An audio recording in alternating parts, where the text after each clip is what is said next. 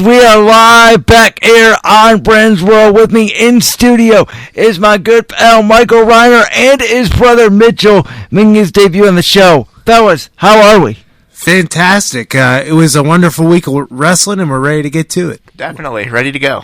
All right, so, you guys were at the AEW show on Wednesday. You guys want to go ahead and tell me how it was? It was fantastic and just probably the best show that they've done to this point. And a lot of things that we saw definitely in banner show form this week at the Pete in Pittsburgh. If I had to describe it, I'd say it was an indie show atmosphere with high-level production. That would be the way I'd describe it. It was insane. I loved it.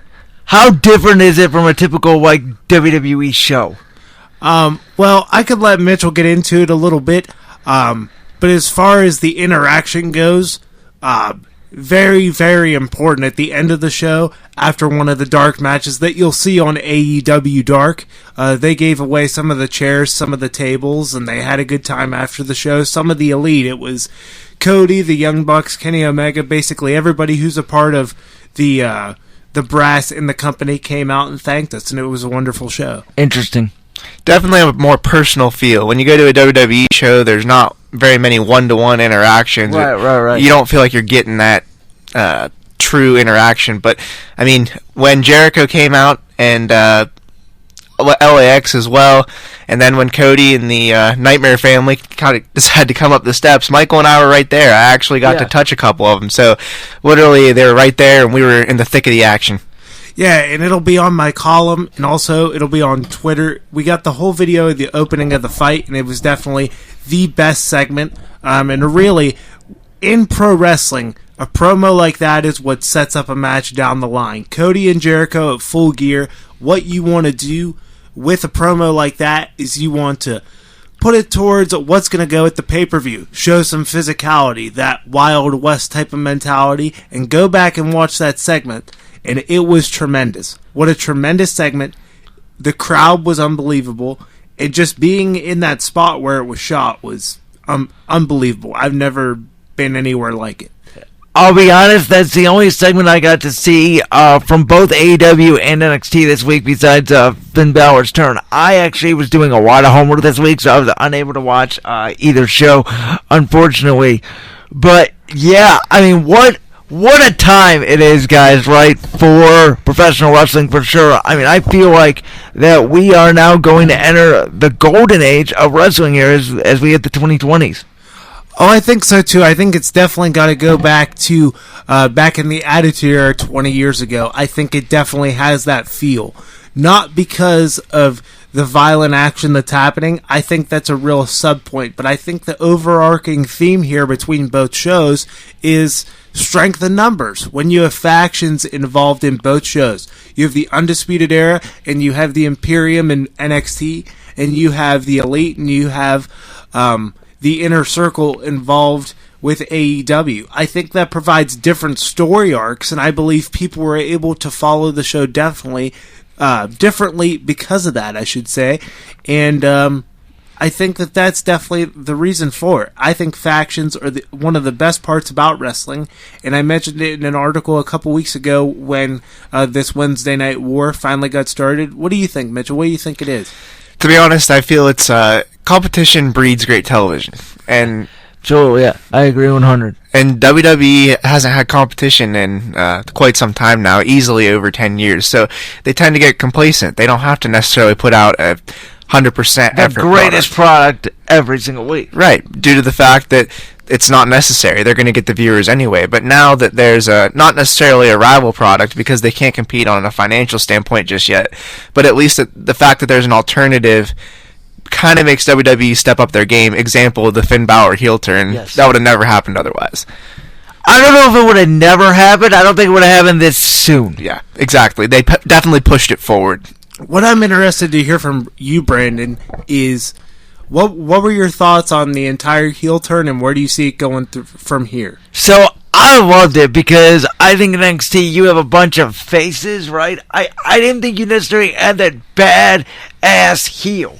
You had all these popular guys, but where was the one guy besides Adam Cole who was your main heel? It was pretty much him. And I've never seen heel Finn Balor before. So I am really interested to see how it all plays out. And I think what they're both doing right now is what I love is you see it now developing stories. I get what they're doing, and I think they're moving forward better than what they've had in the last year or two specifically. Absolutely, and I think that, a guy like Balor, he hasn't been a heel all the way back since about 2013. So having the opportunity to work with different guys like your Matt Riddles of the world, your Ciampas, it really wasn't anything that I thought was going to happen leading up to WrestleMania. But now we just have a different thing to follow, and first it's going to be with Johnny Gargano, and it's going to be magnificent, I think. But as far as NXT and AEW, from a fan that didn't get into NXT originally and is now getting into NXT and AEW now, what's your opinion on both shows and which show is better? So, I think for the past 4 weeks, well, I've just watched 3 of them because I didn't watch the past week. I thought NXT had the better show out of 2 of them. I thought the first and the third week went to NXT. I thought the second week went to AEW. I do feel that both shows are great. I love both of them. I think the one thing that both of them, and I think specifically AEW needs to do, is cut back a little bit on the spot fest a little bit, especially in tag team matches. I don't think you can tell whose finisher is whose because they're just flipping and doing all this stuff. And I feel like sometimes it's a sweet move and it should be a 3, but they're going to kick out a 2 because they just want to have these 5-star matches. I think that the cool the Jets a little bit here on every match needs to be 20-25 minutes and just go out there and try to kill yourselves. I think they did a really good job of that the second week. I thought the first AEW show was good, but I also thought it was we're out here trying to just do all this stuff to get people watching, and I get it. I think I'm going to struggle with AEW over time. Not right now. I think AEW is going to work. But I think in the next 3 to 5 years, if you don't develop some guys that are not WWE guys as household names, because I think that's what's really helping AEW right now is the people, Jericho, Cody Rhodes, Goldust, these guys, where these indie guys and people that are tuning in for the first time, if over the next couple of years, if you don't develop them when those WWE guys potentially are out the door, I think that's where they're in trouble at. I would definitely agree with you. Excellent take, Brandon. And also, one other thing you got to think about is all of their major stars in AEW are upwards of 30. Yes. So I think that that's a big deal. You have the Young Bucks in there, you have Cody, and you have Omega. They're all upwards of 30, getting up there close to 35. And we're not talking about that like they're not supremely talented athletes. But at the same time, you got to think about, who's going to main event the all-out pay-per-view 10 years from now. Is it going to be Luchasaurus? Is it going to be MJF? Is it going to be, somebody like, Darby Allin? Somebody that could do that kind of stuff. Or 10 years from now, is AEW not even going to exist? Well, I think that with the financial backing of Tony Khan and the fact that I think he's actually worth 2 times the McMahon family, I think that the financial backing will always be there, and the ratings that TNT garners for the show is going to be unbelievable. But is it going to turn into a TNA situation where they're around for a good 7-8 years? And then, with TNA, as soon as Spike dropped them, nobody's ever heard of TNA ever again. So is it going to turn into that? Because I feel like it has the potential to. I think it's already been better than what TNA has ever had. But because like we just pointed out, you have all these guys that are over 30. If you don't get them well known now and more over now, this could be a big problem potentially in the future. Not right now. Not even 3-4 years down the line. 5, 6, 7 years down the line. If you had to draw a difference between and I see where you're going with that because I definitely agree in the fact that they could be on a TNA trajectory, but the one major difference between them, or actually I'm going to say 2, is that, yeah, Spike TV was a big network, but it's nowhere near the size and sheer strength of TNT. And number 2, the people you have running that back office and the front office, just the guys booking the show, it's completely different. The guys that booked in TNA booked in WCW, and we all know where that headed. So we have some different bookers now. It's a young booking feel. It's not necessarily older guys that have been in the business for 15, 20 years. That's a great point. It's new guys. So I feel like they're gonna try and learn from the older generation and maybe not make the same mistakes this time through. That's a great point. And to go off of what he said, Brandon, basically look at the way the booking has been the past few weeks for the top executive producers in the company. Cody's won his first 2 matches, but that's because, as we learned, they're eventually building up to their biggest match they think they've had in Cody and Jericho. But then on the other side, Kenny Omega, perhaps the biggest fan favorite of all pro wrestling, has lost his first 2 matches, and now he's starting to get on a roll with this. And then moving on, the Young Bucks lost in the tag tournament in the first round. So I think they are trying their best to develop those big stars, because in order to, as people in the wrestling business say, get people over, you have to give them the rub, so to speak. And I believe the Young Bucks and Kenny and somewhat Cody, I think eventually when his time comes to do so, I think they will do that, because I think that they know that wrestling fans are now conscious of what they're doing and what this outcome does to the entire spectrum of what they do. You know, Young Bucks loss to Private Party has boosted them to the top of that tag division, even though Private Party is not going to end up being the tag team champions. Does that make sense? Yeah, it does. All right, guys, we got about 7 minutes left, so I do want to really quickly touch on Crown Jewel.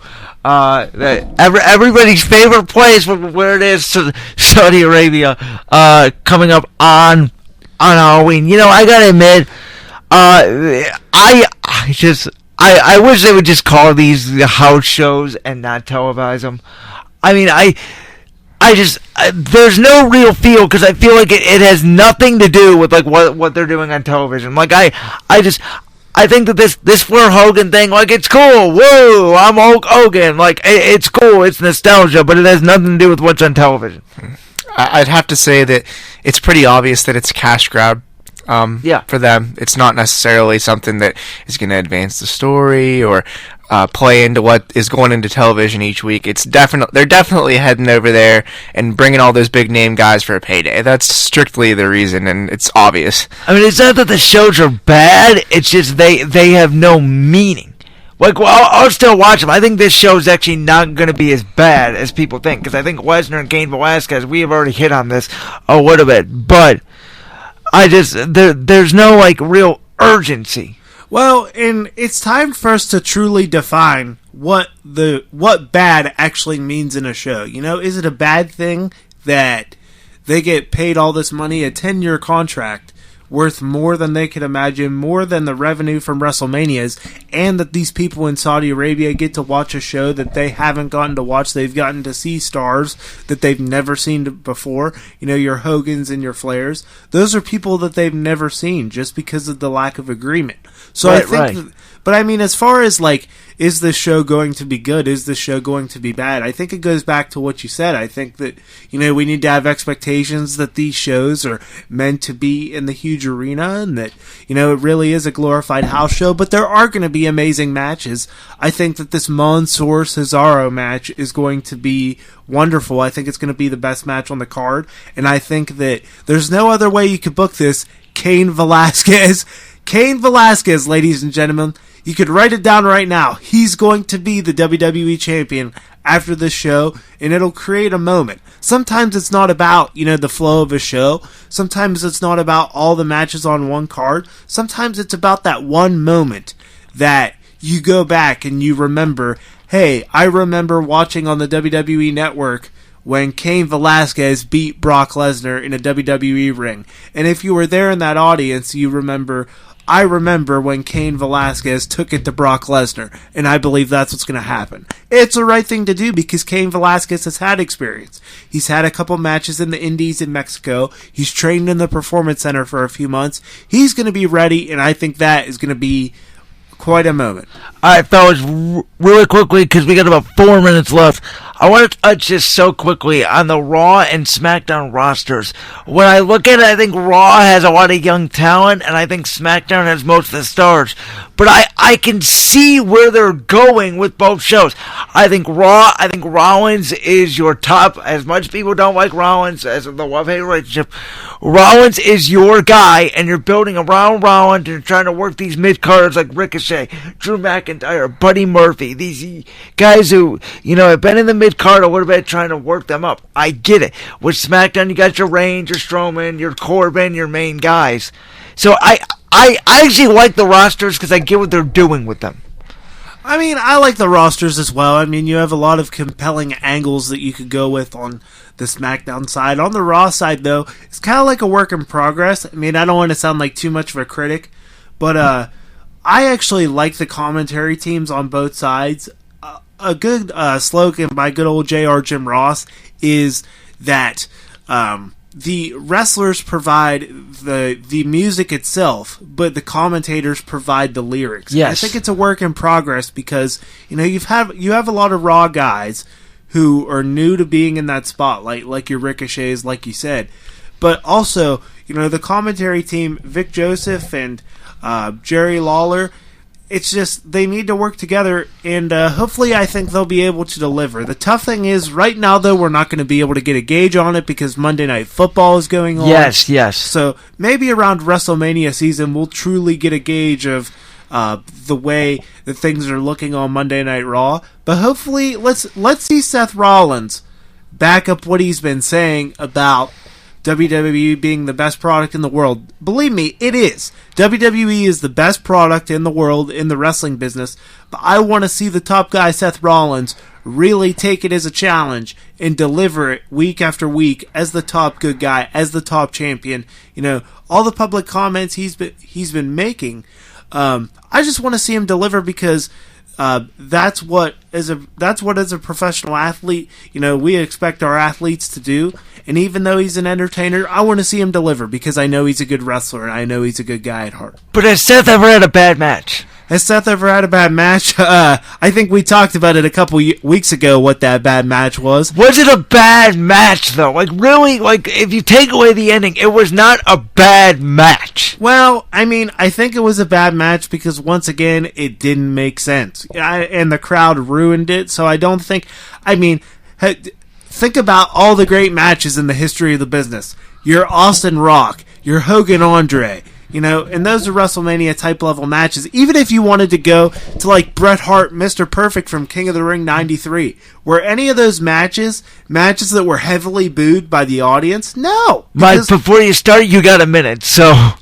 Well, I got a minute, but I mean, that's it. I think that, he could deliver as long as he's put in the right spot with the right guys on Raw, and they do the things that continue to push fans forward after Monday Night Football. Gotcha. I'd like to break in.